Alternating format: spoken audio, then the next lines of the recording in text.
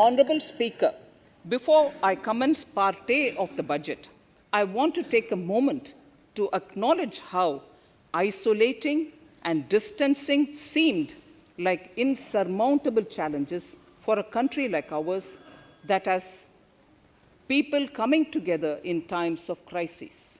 It hurts us in many ways. It hurt us in many ways.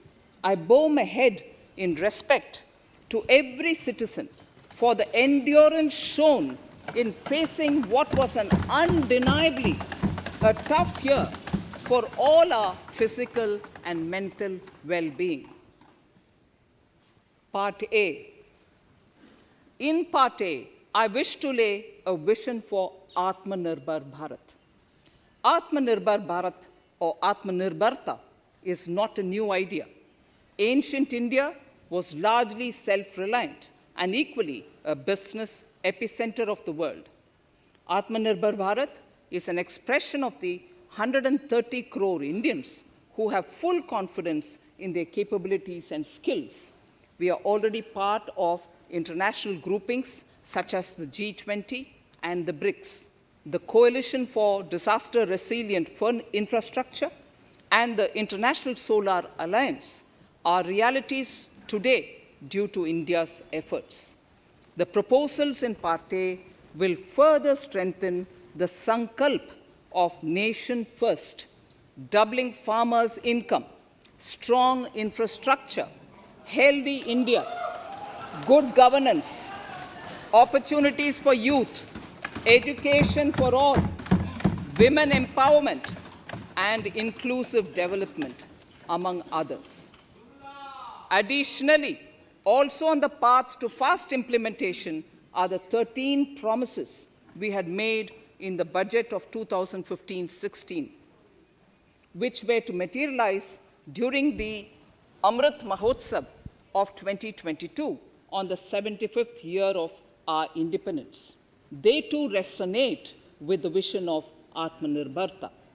The budget proposals for 21-22 rest on 6 pillars: health and well-being, physical and financial capital and infrastructure, inclusive development for aspirational India, reinvigorating human capital, innovation and R&D, and as 6th, minimum government and maximum governance.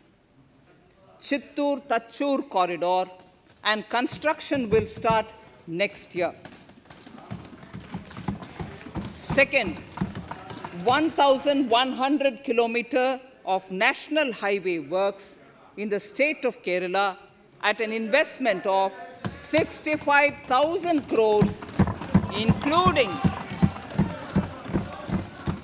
including 600 kilometer section of Mumbai-Kanyakumari corridor in Kerala. Third, 675 kilometers of highway works in the state of West Bengal at a cost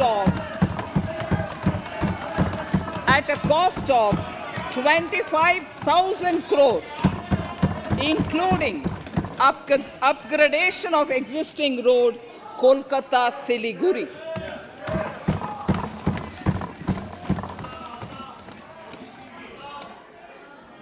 National highway works of around 19,000 crores are currently in progress in the state of Assam.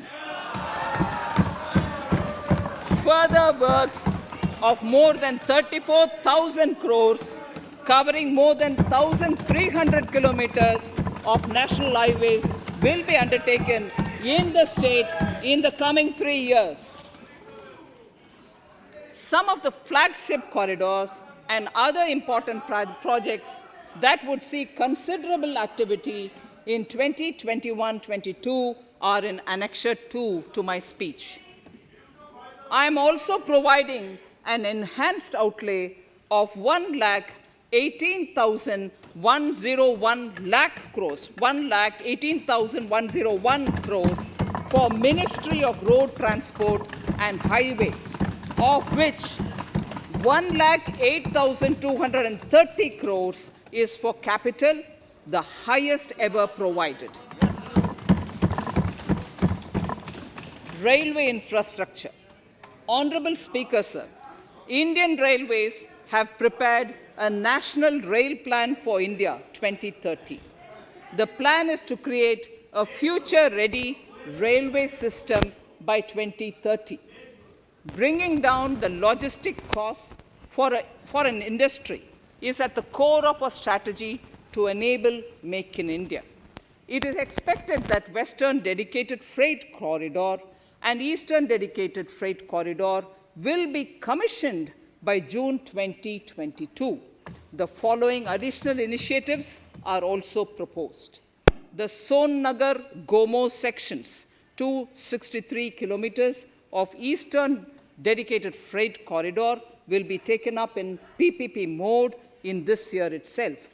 Gomo-Dankuni section of 274.3 kilometers will be also taken up shortly in short succession. We will undertake future dedicated freight corridor projects, namely East Coast Corridor from Kharagpur to Vijayawada, East-West Corridor from Bhusaval to Kharagpur to Dankuni, and North-South Corridor from Itarsi to Vijayawada. Detailed project reports will be undertaken in the first phase. To inform you that One Nation, One Ration Card plan is under implementation by 32 states and union territories, reaching about 69 crore beneficiaries. That's a total of 86% beneficiaries covered. The remaining 4 states and UTs will be integrated in the next few months. To further extend our efforts towards the unorganized labor force, migrant workers in particular, I propose to launch a portal that will collect relevant information on gig workers, building and construction workers, among others. This will help formulate health, housing, skill, insurance credit, and food schemes for all migrant workers. We will conclude a process that began 20 years ago with the implementation of the 4 labor codes. For the first time globally, social security benefits will be extended to gig and platform workers.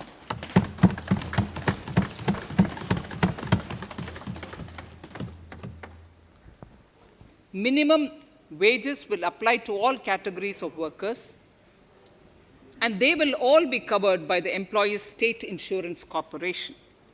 Women will be allowed to work in all categories and also in the night shifts with adequate protection. At the same time, compliance burden on employers will be reduced with a single registration and licensing and online returns. Financial inclusion.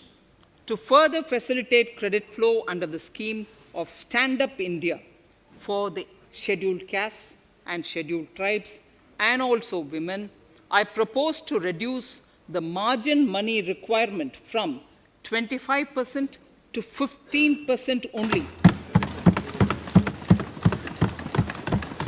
and to also include loans for activities in allied sectors, in allied activities in agriculture. We have taken a number of steps to support the MSME sector. In this budget, I have provided 15,700 crores to this sector, more than double of the last year's BE. Honorable Speaker, sir, I now go to the 4th pillar, reinvigorating human capital. The national education policy announced recently has had good reception. In school education, more than 15,000 schools will be qualitatively strengthened to include all components of the national education policy. They shall emerge as exemplar schools in their regions, hand-holding and mentoring other schools to achieve the ideals of policy. 100 new Sainik schools will be set up in partnership with NGOs, private schools, and